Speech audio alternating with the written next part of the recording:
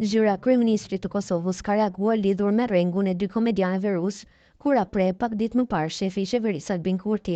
Përmes një deklarate, zyra e kryeministrit shkruan se ngjarja ka ndodhur më 11 shkurt, pak pas zgjedhjeve të 9 shkurtit, në një periudhë kur Kurti po pranonte mesazhe të shumta urimi dhe telefonata për rezultatin e zgjedhjeve.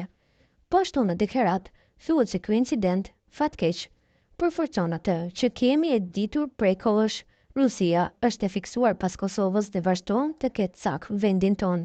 Në përfundim, deklarata e zyrës së kryeministrit thotë se Albin Kurti gjatë asaj bisede ka mbajtur të njëjtin qëndrim me ato zyrtar për çështje të ndryshme.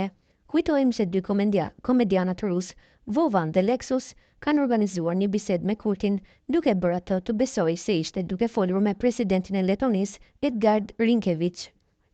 Në videon e publikuar në Rumble, Kurti duket të çliruar në bisedë me atë që mendon se është Rinkevich, duke folur për gjithçka nga Richard Granul e deri te Milan Radojčić. Kryeministri i Kosovës Albin Kurti ka rënë viktimë një telefonate mashtruese nga dy komedianët rus, Vladimir Kuznetsov dhe Aleksej Stolyarov, të cilët u shtirën si presidenti i Letonisë. Gjatë kësaj bisede, e cila më vonë u publikua nga komedianët, Kurti diskutoi çështje të ndryshme politike dhe bëri komente për figura ndërkombëtare. Në këtë bisedë, Kurti foli për sfidat me të cilat është përballur qeveria e tij, duke përmendur luftën hibride, që sipas tij vjen kryesisht nga Serbia dhe Rusia, si dhe nga disa element brenda Kosovës. Ai gjithashtu kritikoi opozitën për premtime irracionale dhe për flirtim me këtë luftë hibride.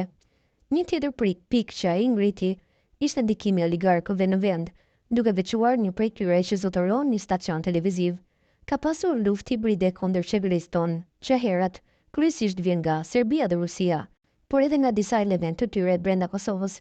Prandaj lufta hibride dhe dezinformatat e dyta ishte premtimi irracional të opozitës, të cilët flirtonin me luftën hibride, dhe treta, disa oligarkë në vend, në veçanti njëri që ka një televizion.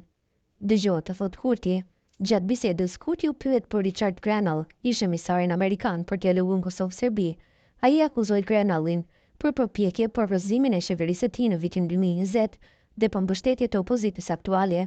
Kurti gjithashtu përmendi se Granul kishte marrë një çmim të lartë në Beograd, duke e konsideruar këtë veprim të papranueshëm për një person që pretendon të jetë neutral. Tër këto 4 vite kundër meje, ai ishte instrumental në rrëzimin e qeverisë time. Në 2020, e vetmja qeveria e ime u rrëzua gjatë pandemisë dhe tash, në masë të madhe, është treshtuar me opozitën. Ai ka marrë një çmim të lartë në Beograd, të klasit të parë. Nuk është në rregull të marrësh çmim të atij soi në një vend autoritar dhe të pretendosh të jesh neutral. Tash ka një punë të re, Instituti Kennedy, ku ka të bëjë me vlerat e SBA-s, thot Kurti. Në fund ai bëri një koment personal duke thënë: "Ai është homoseksual vetë." Në këtë moment, njëri nga komedianët i tha: "A dini që edhe unë jam homoseksual?" Dhe Kurti u përgjigj: "Jo se di." Kjo nuk është hera e parë që komedianët Vovan dhe Lexus mashtrojnë figurat e njohura politike. Ata janë të njohur për telefonatat e tyre mashtruese ndaj liderëve dhe personaliteteve të ndryshëm botror, duke përfshirë ish presidentin francez François Hollande dhe kryeministrin kanadez Justin Trudeau. Metodat e tyre shpesh përfshin paraqitjen si figurat e njohura për të nxjerrë informacione ose për të shkaktuar situata të sikletshme për persona të mashtruar. Pas publikimit të kësaj telefonate, pati reagime të ndryshme në Kosovë dhe më gjërë. Disa kritikuan Kurtin për mungesën e vigjilencës dhe për komentet e tij, ndërsa të tjerë e pan atë si viktimë të një mashtrimi të sofistikuar. Kjo ngjarje gjithashtu hodhi dritë mbi rëndësinë e verifikimit të identitetit të personave me të cilët komunikojnë liderët politik, veçanërisht në një kohë kur dezinformimi dhe manipulimi janë në rritje.